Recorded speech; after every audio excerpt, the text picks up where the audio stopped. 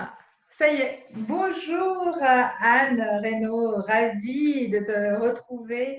Anne Reynaud, docteur Anne Reynaud, psychiatre, fondatrice des Instituts de la parentalité. Alors ce matin, on va parler des bonnes pratiques pour un quotidien serein avec bébé. Comment ça va Anne ce matin? Ça va bien, merci. Bonjour Valérie, et ravie d'être là, ravie d'être avec vous, avec ces jours qui passent, et puis cette proposition totalement innovante qui nous permet d'être quand même là, d'être toujours en lien avec les parents, avec tous ceux qui travaillent au service des parents, quel que soit leur métier. Bravo, bravo pour toute cette flexibilité qui est une caractéristique de notre société, mais c'est pas facile. Donc, très heureuse d'être là. Merci beaucoup, Anne. Alors, c'est pas facile d'être parent, on en a parlé hier, et on a peut-être, est-ce qu'il y a des bonnes ou des mauvaises pratiques que on peut faire avec toute la meilleure volonté du monde, mais pas s'apercevoir que du coup, dans notre quotidien, on a un fonctionnement qui n'est pas justement avoir un quotidien serein.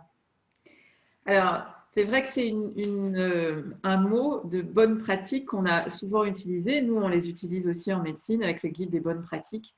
C'est parfois difficile pour moi d'utiliser cette terminologie-là parce que si on dit qu'il y a des bonnes, ça veut dire qu'il y a des mauvaises. S'il y a des mauvaises, ça veut dire que souvent les parents, ils sont dans la quête d'un objectif qui soit vraiment idéal. Or, l'idéal, on en a parlé hier, les parents parfaits n'existent pas. Donc, souvent derrière cette différence bonne et mauvaise, il y a souvent un sentiment de culpabilité du parent de ne pas être dans la bonne pratique. Donc, moi, j'ai plutôt tendance à dire que ce qui est important, c'est de pouvoir s'ajuster aux besoins du bébé et quelque chose qui pouvait être adapté au bébé à un moment donné ne l'est plus à un autre moment. Quand il a grandi, quand il a acquis un certain nombre de compétences, il est en capacité d'avoir d'autres moyens de réponse, d'autres manières de pouvoir entrer en relation. Et ce qui nous semblait bon à un moment n'est plus ajusté à un autre moment. Donc, je trouve que c'est un peu enfermant de dire bonne pratique. Je trouve que ce qui est essentiel, c'est qu'on puisse s'adapter, cette flexibilité que finalement vous avez eue, vous, pour ajuster votre événement. Ben moi, j'invite à le faire pour les parents. Moi, j'estime qu'il n'y a pas il n'y a pas de nécessité de se mettre un objectif aussi fermé et aussi enfermant qui est souvent culpabilisant. Et du coup, de dépasser les bonnes et les mauvaises pratiques. Ce qui est ajusté au bébé, à un moment donné, correspond à ses besoins et doit être adapté en fonction de son évolution. Donc, c'est vraiment ça pour moi qui est important à considérer. Donc, pas forcément les bonnes pratiques. Donc, on sait par la théorie de l'attachement que, en fait, c'est le bébé qui décide, c'est ses besoins émotionnels qui décident, en fait. C'est ça, c'est son besoin de sécurité qui va le guider pour amener un certain nombre de comportements. Et ces comportements, on est amené en tant que parent, en tant que figure d'attachement, quelle que soit notre place, à le décoder. Et en fonction de notre capacité à le décoder, de lui donner la réponse dont il a besoin pour retrouver l'équilibre émotionnel qui va faire qu'il va pouvoir explorer, s'épanouir, être heureux. Parce qu'aujourd'hui, nos objectifs de parents ont changé. Avant, il fallait qu'il ait une bonne éducation et qu'il réussisse. Et on se demandait vers quel métier il allait aller. Et aujourd'hui, on entend bien que le discours a changé et qu'on a envie que nos enfants soient heureux et qu'ils s'épanouissent avant même qu'on puisse penser qu'ils réussissent. Comme si aujourd'hui, on est plus venu à l'essentiel que la réussite, c'est le résultat de son épanouissement. Et cette quête de cet épanouissement passe par cette meilleure compréhension des besoins du bébé. En même temps, ce besoin de bonheur, etc., est louable. On a tous envie d'être heureux, mais on se met aussi un objectif de performance. Et comme c'est pas un élément tangible, c'est peut-être encore peut-être plus compliqué que rentrer dans telle école ou avoir telle note à l'école. C'est tout à fait ça, c'est vraiment ça, Nathalie. C'est que effectivement, Valérie, je comprends à chaque fois, Valérie. Donc, c'est sûr qu'avant, on avait des objectifs, quelque chose qui pouvait s'évaluer, quoi, se mesurer. Il est rentré dans telle école, il a eu telle réussite. Aujourd'hui, le bonheur, l'épanouissement personnel, c'est vraiment un élément de l'ordre de l'intime, du singulier, de l'individu. et que nos objectifs de bonheur ne correspondent pas forcément à nos enfants, même à notre conjoint. Et toute la difficulté aujourd'hui, elle arrive à ça quand on entend des parents qui disent bah, quand il pleure, j'ai l'impression qu'il est malheureux. On est déjà dans cette notion de bonheur ou de malheur ou de mal-être ou de bien-être. Alors que l'enfant, il est là juste pour pleurer parce qu'il a un besoin de sécurité ou parce qu'il a besoin de décharger des émotions par rapport à un débordement émotionnel en lien avec son immaturité cérébrale. Donc, on est dans un changement de la lecture du besoin de nos bébés et puis même, au fond, de nos besoins à nous d'adultes.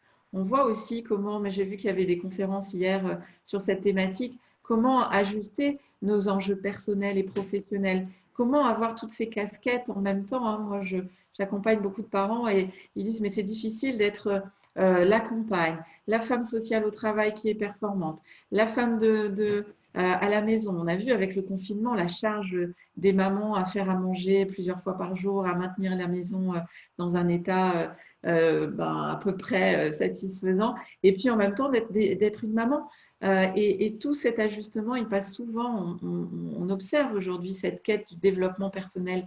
Et parfois, on se retrouve, je trouve aujourd'hui, dans des situations où l'enjeu du développement de l'adulte se met parfois en confrontation avec le développement de l'enfant. Et il y a des parents qui sont un peu perdus dans cette quête et dans cette recherche-là. Pour autant, c'est nos bébés qui sont les plus vulnérables, qui sont les plus fragiles et qui ont besoin de toute notre attention pour pouvoir se développer dans un environnement sécurisant. On disait hier que les Québécois avaient une super expression. Ils avaient besoin que leur bébé ait un adulte qui soit fou d'eux. Ça veut dire qu'à un moment, nos besoins d'adultes, on peut les mettre en sourdine par rapport aux besoins du bébé, parce que c'est les besoins du bébé qui sont prioritaires. C'est lui qui est le plus fragile, c'est lui qui a une immaturité cérébrale, c'est lui qui a besoin, il a encore un cerveau très malléable et très fragile et il a absolument besoin de toute notre attention pour pouvoir y arriver. Donc, dans cette bonne pratique, comme on dit souvent, il y a surtout une attention à porter au bébé, à la qualité de son environnement. On voit aussi beaucoup de parents qui sont en difficulté dans leur couple, comment ils gèrent le conflit conjugal pour essayer de quand même préserver l'environnement de l'enfant. Il y a beaucoup d'enjeux aujourd'hui pour les parents. C'est vraiment un défi qui n'est pas simple, mais ce changement de lecture sur nos aspirations à être parents et ce qu'on y met comme définition vient nous inviter à changer de regard et on n'est pas toujours équipé. Mais les connaissances actuelles nous donnent beaucoup d'informations. La théorie d'attachement sur le besoin de sécurité de l'enfant, de quoi il a besoin au fond, hein, pour bien grandir, pour s'épanouir, pour être heureux, pour trouver ce bien-être. La définition de la santé de l'OMS, l'Organisation mondiale de la santé, passe par la notion de bien-être. Donc, c'est important qu'on revienne à ce concept de l'épanouissement de l'enfant, de son équilibre. Mais il passe aussi par cette conscience de l'attention et de sa vulnérabilité, y compris et surtout quand il est tout petit, avec le concept des 1000 jours et cette fragilité qu'on doit préserver comme un trésor pour qu'il puisse grandir et s'épanouir comme une très belle plante. Alors, du coup, est-ce qu'on peut donner en conseil aux parents de faire d'abord une introspection personnelle et un travail personnel? On a cette image qu'on utilise souvent des gros cailloux, des petits cailloux et du sable. On a un vase, il faut d'abord définir quel est le gros caillou, quelle est la chose la plus importante. Et là, c'est d'abord répondre aux besoins du bébé et son besoin de sécurité du bébé. Et puis après, je vais avoir d'autres cailloux, des moyens, des plus petits, du sable, etc. Si je commence à mettre d'abord le sable, les petits cailloux et les moyens cailloux, eh ben, je ne pourrai pas faire tout rentrer dans mon vase. Par contre, si je mets d'abord le gros caillou, puis les moyens, puis le plus petit, puis le sable, je vais pouvoir faire tout rentrer. Donc, est-ce qu'il n'y a pas de l'aide à avoir? On parlait vraiment de tout un village pour élever un enfant, de savoir demander de l'aide et déjà de définir les choses les plus importantes et puis les choses accessoires. Ben, à la maison, elle n'est peut-être pas nickel, elle n'est peut-être pas super décorée comme je voulais, elle n'est peut-être pas super, mais soit je demande l'aide, soit je l'accepte. C'est tout à fait ça. C'est magnifique cette image des petits, des moyens et des grands cailloux et du sable. Oui, il y a de toute façon, la parentalité par nature, est un moment où on va rentrer dans un processus d'introspection. La grossesse est un moment très particulier où les mamans, elles observent une variabilité de leurs émotions. Elles peuvent passer du rire aux larmes, s'effondrer pour un petit événement, avoir envie de fraises, de chocolat, et puis de ne pas supporter une petite critique qui d'habitude passe inaperçue, parce que la grossesse a un état psychologique très particulier, qu'on appelle la transparence psychique, mais qui fait qu'on est bousculé par toutes les émotions qui d'habitude on arrive à les filtrer, on a un espèce de couvercle qui fait qu'on les contient, ça va. Et puis là, le couvercle, il s'ouvre. Il s'ouvre parce que globalement, la maternité est le moment où on va avoir le beau cadeau de pouvoir se rencontrer. Rencontrer nos propres émotions pour pouvoir rencontrer les émotions de bébé et être en lien avec ce cerveau immature qui est surtout et initialement sur un niveau d'émotion. Mais si on n'a pas fait ce travail et qu'on n'a pas vraiment voulu que ce couvercle s'ouvre. Alors, de toute façon, on ne peut pas sauter sur le couvercle et s'empêcher qu'il s'ouvre. Il s'ouvre. Alors, il s'ouvre très tôt chez la maman, plus tardivement chez le papa, mais il s'ouvre aussi. Et c'est l'occasion vraiment de se rencontrer. Mais dans notre monde d'aujourd'hui, où on est très occupé, où on a beaucoup de contraintes, on s'applique souvent à ne pas trop regarder ces émotions c'est un peu comme la boîte de Pandore, hein. Ça s'ouvre et puis c'est des choses qu'on n'avait pas vraiment envie de voir. Pourtant, c'est vraiment le moment de les rencontrer parce que ce travail de développement personnel, la maternité, elle nous l'offre. Mais parfois, ce n'est pas très confortable. Parfois, ce n'est pas vraiment ce qu'on aurait envie de vivre. Pourtant, c'est un magnifique cadeau pour pouvoir accueillir bébé quand il arrive. Donc, cette introspection, elle se fait déjà à ce moment-là. Et c'est à nous de se dire que, bah oui, ce temps de la maternité, alors ben, c'est tous les enjeux aussi du congé, avant et après. Alors, on valorise le après, mais moi, je suis très soucieuse avant aussi. Il y a des mamans qui souhaitent travailler jusqu'au bout et qui accouchent globalement très précocement. Et elles ne se sont pas forcément autorisées à rencontrer ce trésor qu'elles ont à l'intérieur d'elles et qui va être l'élément pour se connecter. J'oublie pas les papas. Hein. Les papas, on leur en demande beaucoup. Ils doivent s'occuper de leur nicher, de pouvoir préparer tout ça sur un plan y compris matériel, de protéger. Mais eux aussi, ils ont leur couvercle. On sait, hein, les neurosciences nous disent que les neurotransmetteurs, ce qu'on sait être de ces substances qui viennent modifier notre cerveau, se changent, se transforment chez la maman, mais aussi chez le papa avec la testostérone ou la vasopressine, et viennent changer nos cerveaux, autant des papas que des mamans, pour qu'on se prépare à savoir lire les besoins de nos enfants et comprendre ce qui se passe.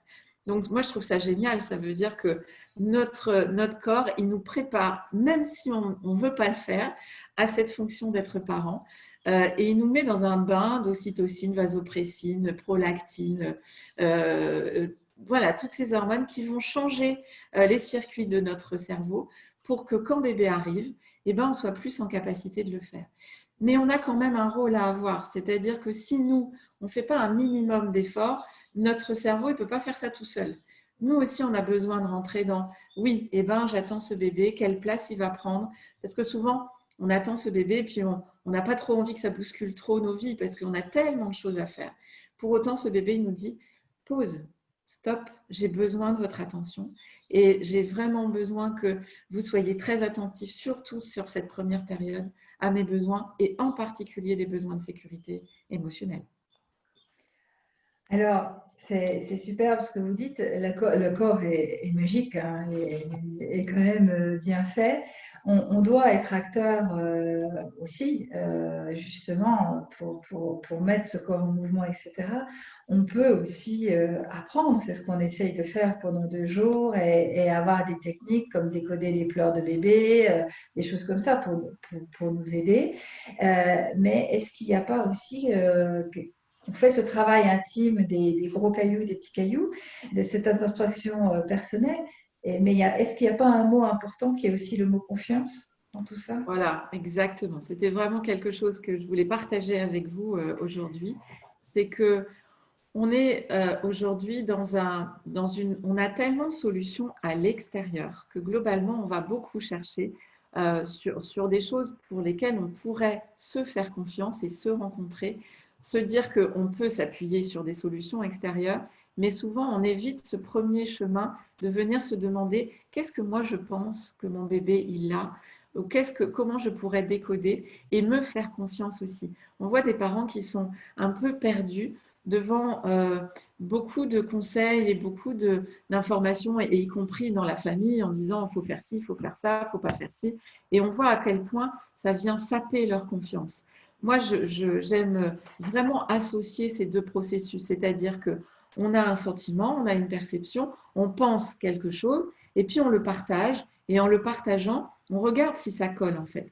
Mais souvent, on a un sentiment d'être jugé, on a honte. Il y a beaucoup de parents qui disent aussi, j'ai honte de demander de l'aide parce que si je demande de l'aide, c'est comme si j'étais déjà un mauvais parent. Parce qu'un parent, être parent finalement, c'est inné, c'est comme ça.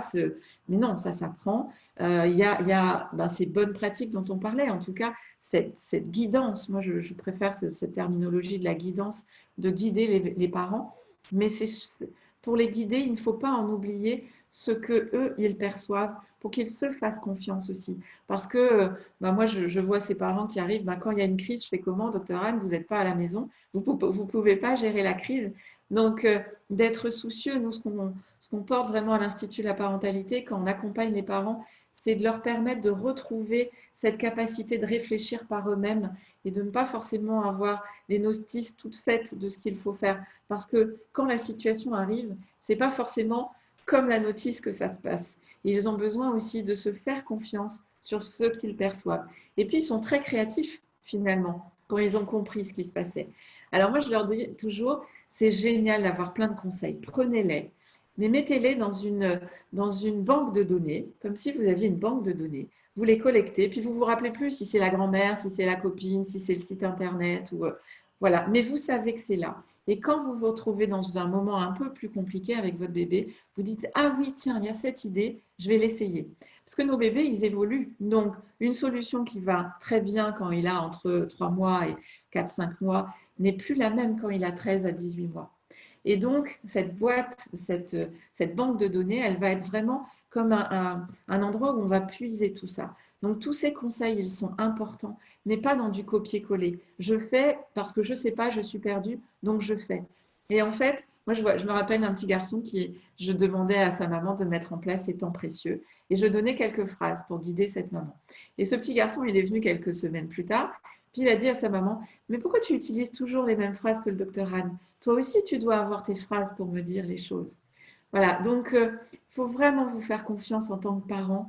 Vous avez des clés, elles sont déjà là. Parfois, elles ne sont pas tout à fait accessibles et vous avez besoin de gens de l'extérieur. Et il ne faut pas avoir honte de solliciter ces personnes, ces conseils, quels qu'ils soient, hein, de toute nature, pour pouvoir valoriser ce que vous avez à l'intérieur de vous. Mais ne pas oublier ce trésor et pouvoir le cultiver. Nos enfants, ils nous demandent de nous élever en même temps qu'on les élève, en fait. Et pour ça, on a besoin de se faire confiance et puis de faire confiance aux autres. Et puis aussi de ne pas avoir peur que quand on va demander de l'aide, on ne va pas être jugé. Ce n'est pas parce qu'on demande de l'aide qu'on est un mauvais parent. Pour moi, vraiment, la difficulté de la parentalité d'aujourd'hui justifie qu'on s'adapte. Et pour s'adapter, des fois, on n'a pas tous les outils. Et il faut pouvoir là demander de l'aide. C'est ça vraiment les enjeux de la parentalité, s'ajuster au développement de l'enfant, aux besoins de l'enfant, aux besoins de sécurité, mais aussi à cette société qui change. Et ce contexte sanitaire, ces périodes Covid, où tout est en insécurité, tout est instable, nous demande encore plus d'adaptabilité. Donc c'est important de pouvoir compter sur des personnes, mais il ne faut pas s'oublier parce qu'on est vraiment un trésor qui fait qu'on peut trouver aussi à l'intérieur de soi des solutions. Alors, ça me fait penser à un chemin, en fait. Le bébé, comme le parent, c'est un chemin et avec un lâcher-prise quelque part. Il va falloir quand même, on a des certitudes au départ. On se dit, je vais être parent, je vais l'être de telle manière, j'ai des rêves de parent, j'ai des principes. Et puis, il y a peut-être une réalité et un certain lâcher-prise, une certaine perte de contrôle où chacun on avance avant justement avec cette adaptation permanente. Mais c'est C'est tout à compliqué de fait ça. s'adapter professionnellement au Covid, avec ses enfants, etc. On devient des warriors en fait. Ouais, on devient des warriors et on rentre dans ce culte de la performance dont on a parlé hier et qui nous perd en fait vraiment, et surtout dans les enjeux de la parentalité. Donc oui, il y a cette expression qui dit avant, alors j'avais écrite, mais je ne l'ai plus là en tête. Oui, enfin c'est vraiment pas comme on l'avait rêvé. Avant, on avait des principes, maintenant on a un enfant. C'est vraiment ça. Et globalement, on se rend compte qu'une des problématiques souvent des parents, c'est qu'ils avaient imaginé un certain nombre de choses, projeté des perspectives, euh, cadré aussi des projets, même vis-à-vis de l'enfant. Quand on parlait tout à l'heure de réussite, ça c'était les générations il y a un peu plus de temps. On disait, ah, tu seras médecin, tu seras avocat, tu seras... voilà, aujourd'hui, cette perte de contrôle, elle est juste évidente et on s'en rend encore plus compte dans le contexte sociétal. Et elle est importante pour se rencontrer parce que ce contrôle, il est là normalement pour nous aider à gérer l'anxiété. Donc, même quand l'enfant il est anxieux, quand le tout petit et un tout petit peu plus grand sont anxieux, on les voit, ils mettent des rituels, ils veulent absolument contrôler que c'est maman qui éteint la lumière, que c'est papa qui attache dans la voiture, que c'est maman qui prépare ça. Et si on a une inversion des rôles, à ce moment-là, l'enfant fait une colère, fait une crise, parce qu'en fait, il y a une anxiété sous-jacente et il veut contrôler. Et nous, on veut aussi contrôler ces événements un peu nouveaux où il y a un bébé qui arrive, où l'organisation va changer. Et là, notre défi, eh ben, c'est justement d'accueillir la nouveauté. Parce que derrière la nouveauté, il y a des trésors. Derrière la nouveauté, il y a des endroits ou des chemins qu'on n'aurait pas été explorés si on n'avait pas connu ça. Donc, l'idée, c'est toujours de se demander, mais qu'est-ce qu'il y a derrière? Et de ne pas se culpabiliser ou se juger. C'est de se dire, OK, c'est pas par là que je voulais aller. Et puis finalement, ben, on fait autrement. Je suis sûre, on en a un peu parlé tout à l'heure ensemble, c'est que ce salon, par exemple, il a pris une autre forme, mais peut-être qu'on va découvrir des choses qu'on n'aurait pas faites en présentiel. Donc, ben, nos enfants, sans arrêt, ils nous invitent à débroussailler les sentiers qu'on n'aurait pas voulu aller explorer. Alors, ils nous poussent, hein, parce que des fois, on veut vraiment prendre le chemin qu'on avait décidé. Mais il y a plein d'autres routes et plein d'autres paysages à découvrir. Les rêves, on peut avoir des rêves. C'est super de réaliser des rêves, mais on n'est pas nostalgique si les rêves, on ne les réalise pas. Alors, j'aime bien l'expression qui dit, en termes de rêve, il faut viser la lune et si on arrive aux étoiles, c'est déjà génial. C'est Oscar Wilde, je crois, qui a dit cette citation. Ouais, c'est ça. Et je la trouve magnifique. Je pense que heureusement qu'il y a du rêve parce que notre réalité, elle est parfois quand même pas facile. Elle renvoie à des contraintes qui sont source de soucis. On voit aujourd'hui la charge mentale. On parle beaucoup de charge mentale, on parle beaucoup de burn-out, on parle beaucoup d'épuisement. Et on se rend compte que nos objectifs, s'ils ne rentrent pas dans quelque chose de plus vaste, nous étouffent petit à petit. Donc oui, c'est important d'avoir des rêves.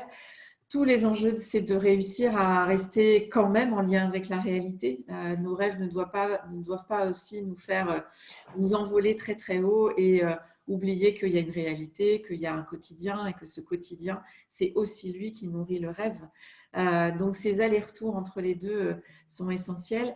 Mais globalement, moi, j'ai souvent des parents qui disent aujourd'hui, qui me disent, ouais, je rêvais ce bébé, je suis même passée par des parcours de PMA. On a aussi beaucoup de parcours aujourd'hui d'infertilité pour arriver à la maternité. Donc, un parcours où le rêve, il a été un moteur pour supporter tous ces enjeux d'examens médicaux, etc. C'est pas aussi aisé que ça d'arriver à la parentalité. Et puis quand l'enfant est là, eh ben, en fait, on se rend compte que c'est pas facile et on en oublie les jolis moments. Moi, je conseille vraiment dans ce quotidien d'attraper toutes ces petites bulles, d'attraper ce regard magique que nos bébés ils nous font. Moi, je suis fascinée quand, je sais pas, je pense que ça vous fait tout ça, mais quand on voit un bébé, il y a un moment où, waouh, ça s'arrête. Même les bébés animaux, en fait. Hein. Les bébés animaux, c'est pareil, on dit, oh, il est mignon, etc. Et puis, on peut avoir plein de soucis. Quelques secondes, ça s'arrête. Et moi, je conseille beaucoup aux parents qui arrivent vraiment fatigués, éprouvés, je comprends leur fatigue, de pouvoir très souvent, quand il y a juste cette complicité, cette connexion de ce bébé avec ce parent, se dire stop, je prends parce que c'est une nourriture qui vient nourrir nos rêves et qui vient nous dire que, bah ouais, en fait, c'est pas tout à fait comme on l'avait imaginé d'avoir un bébé, mais il y a aussi des moments d'une force et d'une intensité qu'on imaginait ne jamais vivre.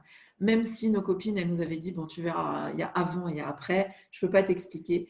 Il y a avant et après, ce qui est difficile, mais il y a aussi avant et après, ce qui est magnifique et ce qui fait qu'on change. Moi, j'ai une maman, là, il n'y a pas longtemps, qui me dit, finalement, je ne me sentais pas du tout prête à être maman. Et bon, bah, c'est arrivé, c'était un peu surprise, on a accueilli. Et puis aujourd'hui, je découvre la force, ça a totalement changé ma vie.